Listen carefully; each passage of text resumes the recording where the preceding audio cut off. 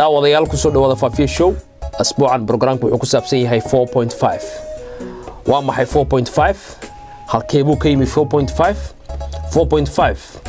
ma system ummadda Soomaaliyeed isku soo dhaweeya mise waa mid ummadda Soomaaliyeed kala kaxeeyay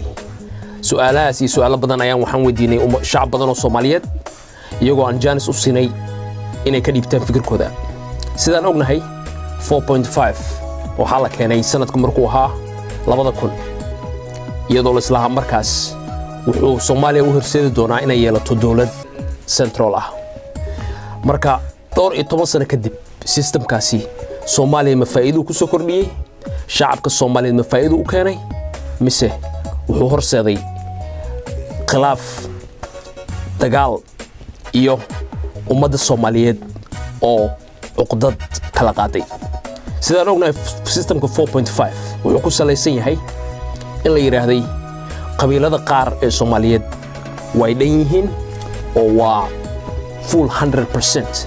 sidoo kalena waxa la yiraahday qabiilada qaar waa 0.5 basically waxa dhici karta laba nin oo isku meel fadhiya in midna la yiraahdo niyo waa dhan tahay ninka kalena la yiraahdo waxa tahay half 0.5 arinkaas ayaan rabnaa marka inaan caawa aan fiirino bal nala daawada fiidiyodan soo socda bismillaahir rahmaanir rahiim magacayga waxa waaye Sabraax Xalane oo ku nool magaalada Minneapolis ee gobolka Minnesota ee wadanka Mareykanka su'aasha ugu horeysa hadaan ka jawaabo 4.5 Soomaali dhaqan uma lahayn qabaa'ilo way jireen oo in qabiil kasta uu iska arko maarkino masraxa siyaasadda iyo muraayada laakiin 4.5 wuxuu ku soo biiray arrimaha Soomaaliya waagi shirki Carte wuxuuna dhaqan galay shirki Imbagati marka aniga shakhsiyan aad baan ugu soo horjeedaa eragaas 4.5 oo laba qof oo walaalo ah oo Soomaali ah oo Muslim ah in la dhaho ninkaana waa dhan yahay ninkaana half waay taas waxay ka hor imaanaysaa sharciga islaamka waxay ka hor imaanaysaa sharciga maarkino bini'aadanimada waxay ka hor imaanaysaa dhaqanka Soomaaliyeed ee soo jireenka ahay waxaana leeyahay xal ma noqon karto in arintaas maarkino wanaag iyo horumar u keento arrimaha Soomaaliya marka waxaan leeyahay ka waantooba Soomaalida waxay hal qabsi ka dhigataa xaq ma ahine waa xal waxa aan xal ahayn xaq ma noqdaanbo marka waxaan kula talinayaa baarlamaanka Soomaaliya ee hadda maarkino joogo maarkino arrimaha Soomaaliya matalo maadaama shacabku uusan afti iyo cod uusan lahayn maanta in arrimahaas ay ka saaraan Soomaali waa Soomaali ilaahay quraankiisana la qaato waxa meesha ku haysiina sharciga ilaahay maahin kutubka ilaahay kuma xukuntiin shariicada islaamka kuma xukuntiin doodisha binaali wax lamid ah ku xukuntiin marka xal hadii la rabo Soomaali in laga gaaro waa in loo noqdaan ilaahay kutubkiisa quraankiisa sunnada lagu dhaqmaan taas ayaa Soomaalinimadii soo celin karto taas ayaa soo celin karto wanaagii horumarkii taas ayaa soo celin karto midnimadii guud marka waxaan kula talinayaa madaxda Soomaaliyeed tafirru ila Allah war ilaahay u laabto wabillahi tawfiiq 4.5 عيب ماهن عادو واي يرحمر وحنا انك عادو عيب كيشتو علم جيسسكو عياري 4.5 عن حمام واركو كي او دي داي كي دونبي ولا 5.5 عن حمو واركو كي دي دو دخن 4.5 waxaan u arkaa intii waqti la gaarahayo inuu yahay dan Soomaaliyeed ninka diidan oo leh 4.5 maanta dalka Soomaaliya hadii la ku roon yahay waxbuu ka biinayaa hal ka horeysa looga gudbo ha soo bandhigo 4.5 waxaan u arkaa halka Soomaaliya isugu imaan karto oo lagu gaari karo qof iyo codkiisa waayo markii 4.5 la yiri oo la kala maqnaa wax waayo badan oo la burburay waxa la unug bayahay Soomaaliya inay isugu timaado in hadii ay ku roon yahay unug Soomaaliyeed laysugu yimaado hal baa lagu gaaray dowlado ku meel gaara baa soo socon jiray dowlad hadda waxaa noo dhilatay rasmiya oo adduunku aqoonsan yahay oo rasmiya gobollada kuwii maamuladii laga soo dhisay iyo dowladda federaalka halka ay gaareen oo intaas haddii lay kuu roon yahay shirar loo galay arrinteedu waxay ku soo aruurtay intii waqti la gaarahayo 4.5 wax lagu qaybsado aniga fikradeydu ayadaan aaminsanahay ninka hadda qofkii hadda Soomaaliya oo dadku isku fikrama ka soo horjeeda hal looga gudbo oo ka fiican hadduu keeno hadda wadanka ku soo siyaadiyo ha keeno haddii kaleeto in ragoo ragaada ku jira ha noqdo ayada wax lagu qaybsado ayada waxaan kugu adduunka ku hagaajiyo sidaasaan aaminsanahay والسلام عليكم ورحمة الله وبركاته ويان سوماليdu waa isku dhaqan waa isku af waa isku diin waa walaalo in la kala godobsado oo nin cirka la geeyo nin ciid hoosteeda la geliyo waa yaan daro waa jaayfo waa sumcad daro maxay toole anigu ma aaminsan inaan ninka madhibaanka iyo ninka jareerka iyo ninka raxan weynka iyo ay kala qiimo badan iyo kuwa sheegtay inay afar reer oo sarsare isku sheegaan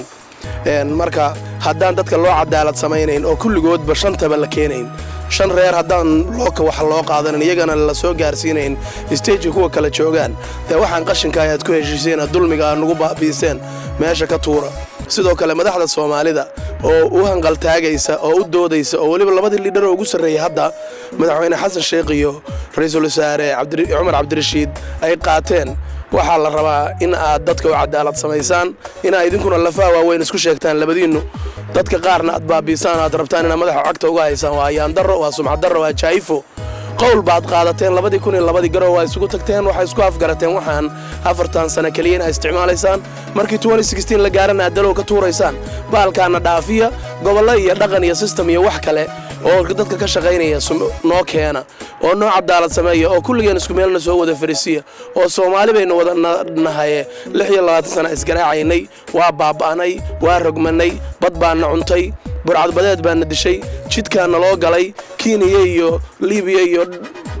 Ethiopia meel walba waana lagu baabiyay marka Soomaali afar waxa yarkaayo haray hal la badbaadiyo waxaana lagu badbaadin karaa inaad sida u dhaantaan inaad xal u raadisaan laakiin inaad idinkii hadeer aad nasiigo odoomisaan waa mushkilo ana Soomaaliya dhawaan baan ka yimid sabra sidii laftigiisu waa ka yimid waxa weeye waxaan aad iyo aad ugu farxay oo ku qancay in laga guuray laga tagay Soomaali oo ka dhamaaday kii qabiilka ahaa laakiin shakhsiyaad gooniya oo dana gooniya wata oo xisbiye iyo gruubiya ayaa raba inay nabaabiyaan magacyada gataan السلام عليكم ورحمة الله وبركاته سؤال سأدي ويديسي هذا مد uga jawaabo 4.5 meesha uu ka soo bilowday waxay ahayd nin hadda ka hor Maxamed Saxanuun la yiraahdo oo qaramada midoobay wakiil u ahaa ayaa Soomaaliya yimid inta wakiil hadda qaramada midoobay u ahayd ninkii maslaxad Soomaaliya inuu ka shaqeeyo ugu dhawaabuna ahaa wuxuu baaray ninkaasi dad Soomaali oo badan oo aqoon yahanaa buu yeeray wuxuu weydiiyay su'aalaha weydiiyay waxa kamid ahaa dadka Soomaalida ahi ma kala diinba oo yaani diimo kala duwan miyay haystaan ma yaa la yiri isku diin weeye wadad muslimiina kulligood isdiin okay wuxuu yiri ma dad kala midab ah sida midal Bantuuga iyo Tuusiga oo kala midab ah oo kala duwanba ما يلي ودد اسكو مدب او اسكو لقد wax walba ka midaysan bali okay maxaa marka borobareemka ay isku haystaan muxuu yahay baa la yiri waxay isku haystaan qabaa'il tarayb ay isku haystaan bali wuxuu baaray oo weydiiyay imisa tarayb ay ka kooban yihiin baa la yiri waxay ka kooban yihiin baa la yiri dir iyo daarood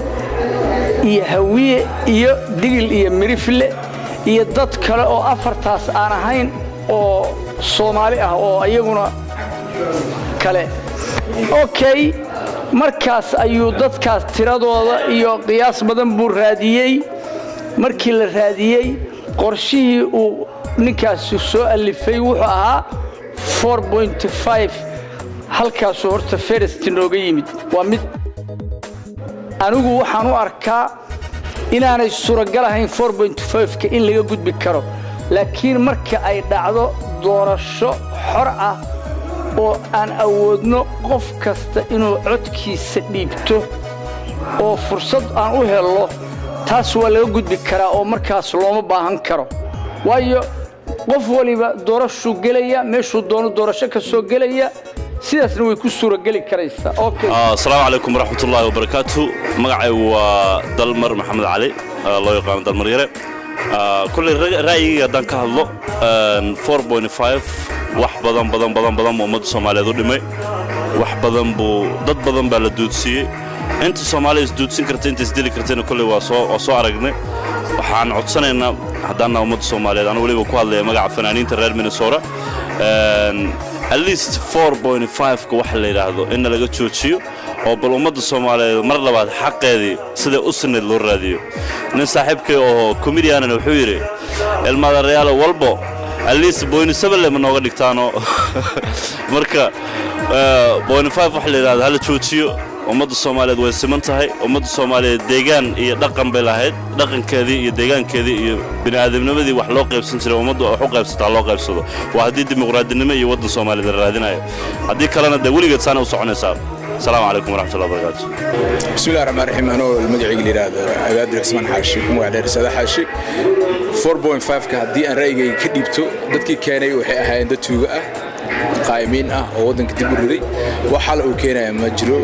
قفل بو الصومالي وعقولش سجال بلود قاربا لقى بين كير كلش لكن نندن بني آدم اللي هدت كلمة متهيد أيضا اللي جرو 2016 وحوار كائنة تفكير غلطان أو دبجرة أو دبدع مدول كائنة يسمى 4.5 وتوجا كنتي كوكو شقي سنة واللاذرين أو ودن كدعاية ومضى حقيقي مركز شخصيا أنا سانو أركوا وحال وكجرو مجرو and it's very disgusting that actually in 2016 su'aalaha noocan aan la soo diinayno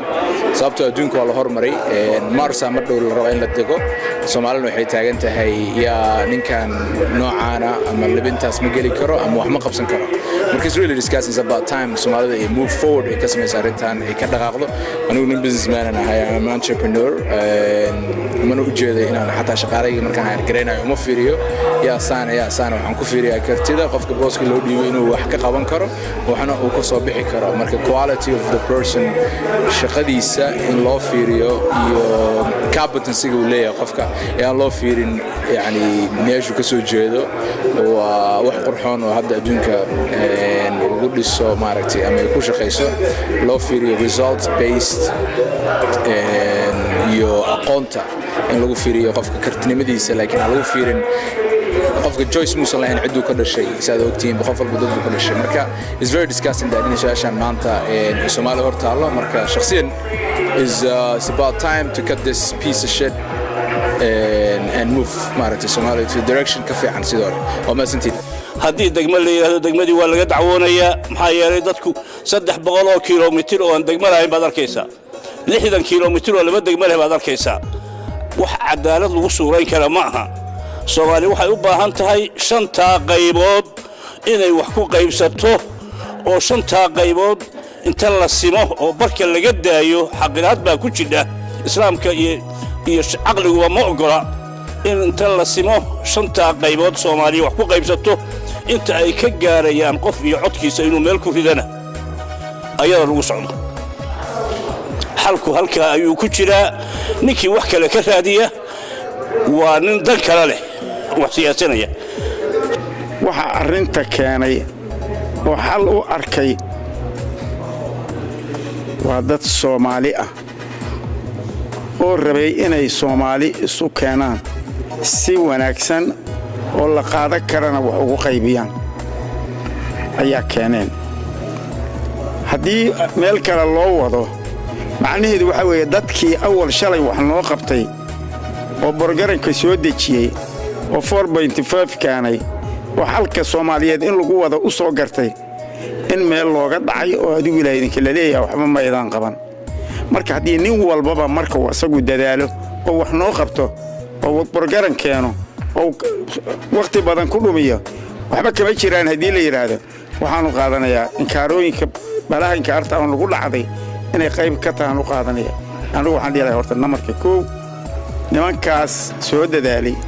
oo 4.5 inay wax ku qaybiyaan damcay oo xal kale u waayay ilaa arrimihii aanu soo marnay waa ognay loo daayo meesha ay arrinta dhigeen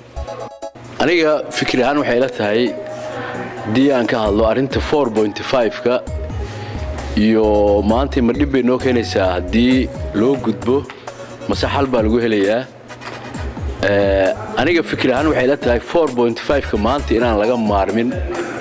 sababta aan looga maarminna waxay tahay Soomaaliya maanta inta la tiro koobay one man one vote kama dhicin sida loo kala badan yahay haddii degmo tahay iyo haddii gobol tahay cid Soomaaliya tiro koobtay maanta oo garan karta gobolka yar ama degmada yar ama meesha dadku badan yahay ma jirto marka fikir ahaan anigu waxaan u arkaa inta laga gaarayo one man one vote laga gaarayo Soomaaliya weligeed qabiil bay ahaan jirtay qabiil bay wax ku qaybsan jirtay in qaabkii hore oo loo arkay yani maalintii ugu horeysay oo carti la isku tagi jiray yani inta laga gaarayo doorasho in qaabkaas qabiilka wax lagu qaybsado waxaan u arkaa inaan taas laga maarmin inta wadanka xasilooni buuxda ay ka dhacayso oo degmooyinka oo dhan laga saarayo dadka haysta oo si nabadgelyo ah inta dadka ID kaarar loo siiyo ay u codeeyaan inta laga gaarayo ka hor waxaan qabaa qaabkaas qabiilka ah inaan laga maarmin 4.5ka oo wax lagu qaybsto wax dhibaato ma keenayo Soomaali qabiil bay ahayd weligeed qabiil bay ahaan jirtay saaseen wax ku soo qaybsan jirtay haddii isbishir isku daaweyn jirtay marka anigu fikirkayga halkaas aan dhigay wassalaamu calaykum waraxmatullahi waayid salaam waxa laga hadlayo oo kaliya waan ku soo gaabinayaa badin maayo waxa laga hadlayaa waxa la qaatay 4.5 waxa la rabaa degmo xalaal maaha 4.5 na xalaal maaha labadaba xaq darro nin doonaya ma wata dalku wuxuu u baahan yahay haddii dawladdu jirto oo la doonayo dalku in wax loo qaybiyo 18 gobol qaybtaasaad leedahay gobol walowba hadduu badan yahayna isagu u badan yahay hadduu yar yahayna isagu u yar yahay mid kalena waxaan ku darayaa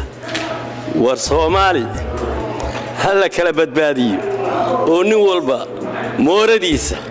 nabadgelyaha ku helo oo mooradiisa ha lagu nabadgeliyo haddii inta laga durkiyo wixii la galaaba waa mooradumin iyo dagaal iyo ceeb halkaana waxaan kaga darayaa dal Soomaali tabbaa laga shiday degaladeedii rag baa dagoobiya saaraya oo dooxadii gubiya dabkaa dadkii damin yiqiin sababa loo diiday ka dambaxay isu soo duudiyey dihata Soomaali daljirnimadii maanta uga degay laygu duudsiiyey ama istila ama istaaya waa dan iyo xeshiin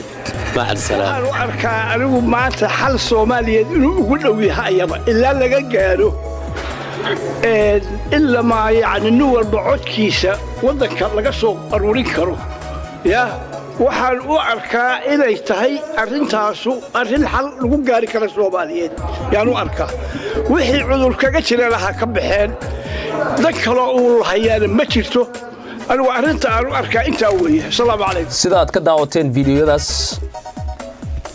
waxaa halkaas ku cad inay ummadda Soomaaliyeed aysan isku raacsaneen systemkan 4.5 systemkan wuxuu ku salaysan yahay qabiil dad badan oo Soomaaliyeed baa aan filayna inaysan ku qanacsanayn in la yiraahdo waxa tihiin nus mise half 0.5 meesha la yiraahday nin laga yaabo inay daras yihiin mise isku magaalo degan yihiin mise isku guri degan yihiin in la yiraahdo niyo adigu waa dhantahay full baa tahay laakiin ninka kalena la yiraahdo waxa tahay adigu nus arintaas ayaa fikirkeena ka dhiibta waxa anigoo Prince Lee caawin kaga tagaya sidaas iyo nabadgelyo